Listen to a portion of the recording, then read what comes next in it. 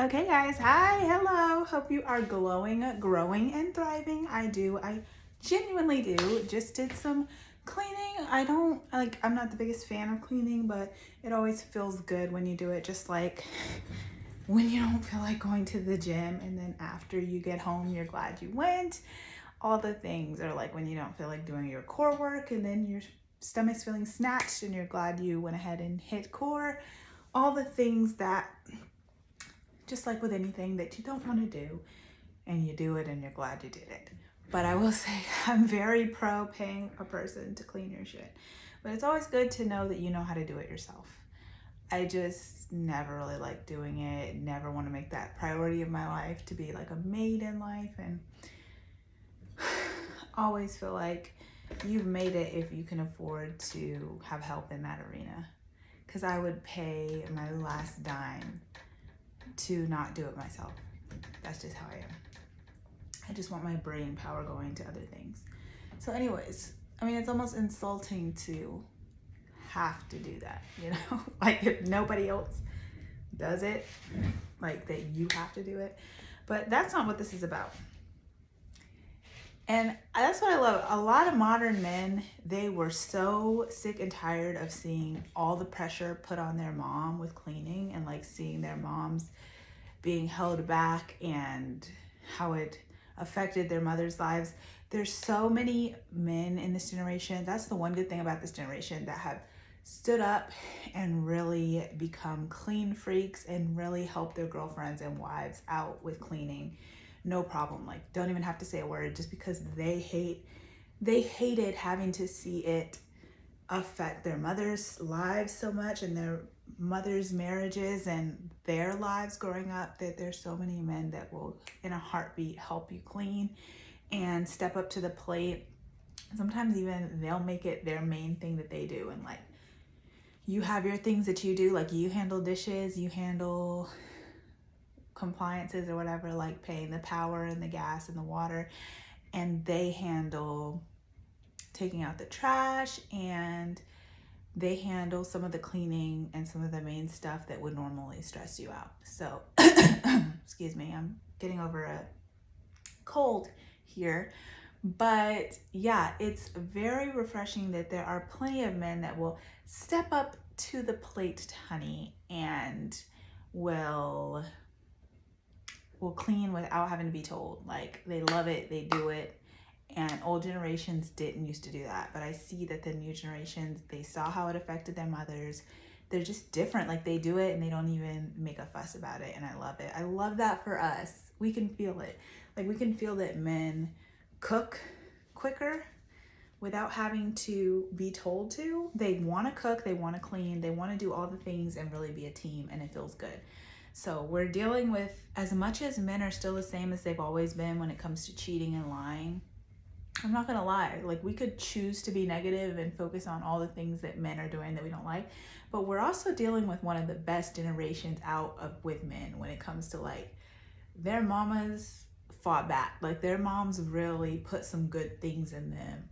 As much as, like, this generation of men is coddled, so a lot of us women complain that they don't know how to be men, and we feel like they're being a passenger princess just like us. And a lot of this generation of men were coddled, where their moms bought them video games even when they did bad, so they never learned discipline. Or like their dads would say, you baby him too much, to the mom and stuff. All of that. We are dealing with a generation that has been coddled, and they want to be coddled a little bit by their wives and girlfriends, and we don't have a problem with that when we love them.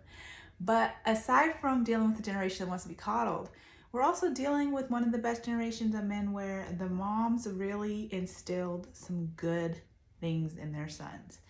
They instilled just a helpful attitude, a playful spirit, and one of the least misogynistic generations out is this generation. So, guys, finally, 4 minutes in, we can get to the point of the video. The narc has no respect for you while you're with them. They have no respect for you being with them.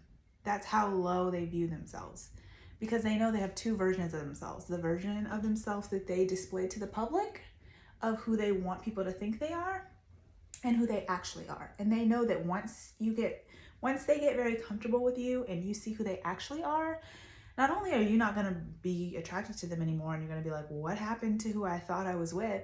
You're also going to be seeing the real them from that point on, for the most part. Like, they're done putting effort in to try to be a version of them that they're not. Once they get you and they've got you, and some of that is normal, but don't get it twisted. A lot of things with the narc is not normal, and you will not be dealing with that with a regular guy. One of those things is the fact that they are not grateful for you being a part of the equation. In fact, they have such low self-worth and such low self-esteem that they kind of hate you for liking them, for giving them a chance, because it reminds them that they need you, but they'll never tell you that they need you. It's a whole mind game that you really don't even figure out until everybody's different. Some time goes by and you just start to notice certain patterns. But when I tell y'all, nobody's more codependent than a narcissistic man. They're all different, but they'd have no respect for you being with them. They're not the guy that's grateful. They might have a moment where they say, hey, I'm really just so happy that you're in my life. But you learn later all of that was like manipulation tactics. Like, they might text you what you want to hear, everything you want to hear, tell you everything you want to hear in a phone call, bring a gift to your job, all the things. Low key, they want to be you. They want to either figure out how to work where you're working or get you fired where you're working. Or like, they want to start environment where y'all fight so often that you can't think straight at your job and you get let go. That's their dream circumstance. And then, because they would love for you to need them for a certain amount of time, or for life to just be harder than it already is. You realize the longer you stay with the narc, that life was actually easier on your own. They try to pretend like they come in like a hero and make life better, but they come in and make life worse. And it takes some time to really notice, especially once you get away from them. You're so happy to just have the gift of peace, that gift that is peace. That is something that's priceless and that people that aren't in relationships get to have.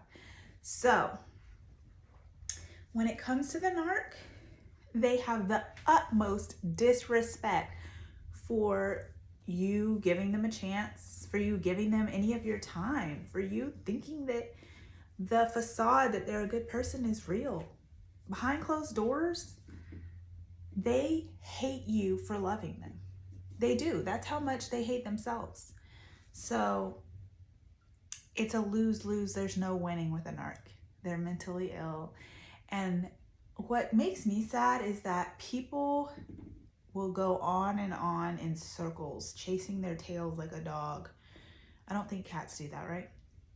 People will go on and on in circles, wondering what they're doing wrong. And the whole time it's the other person. We have to have more self-confidence, guys. There's nothing wrong with you. They know that too. They are the problem. They want you to think that you're not good enough for them, but really you're too good for them. You're way, way out of their league. You're lifting them up to new heights they would never attain without you. But they shut up about it so you can just lift them there quietly, and then they act like they did it. So they're really just along for the ride, using your energy and climbing on top of you and jumping over you, really, essentially. You can lose yourself in these kind of relationships. So if you're ever dating someone and you notice that they actually hate you for loving them, or they like you less for all the sacrifices that you're making and like nobody's worth all that anyway, especially if they can't even appreciate it. I mean, your energy could go to so much more useful things, so much better things. So like, if you have kids with a narcissist, I recommend using the gray rock method and just pour all of that energy into your kids, into yourself, and get away from them, honey. Get away from them, honey child. Because they don't respect you for being with them. They think that you're never going anywhere, And they think a bunch of things. They think that you have to be like one of the most naive, biggest idiots to have fallen for their tricks. And they don't respect, but you're not the first and you won't be the last. So don't worry not. Like, it's a continuous thing. They don't change. They jump and they move on so fast that they're the exact same with the next person. But guys, keep glowing, growing, and thriving, and see you in the next one. Bye.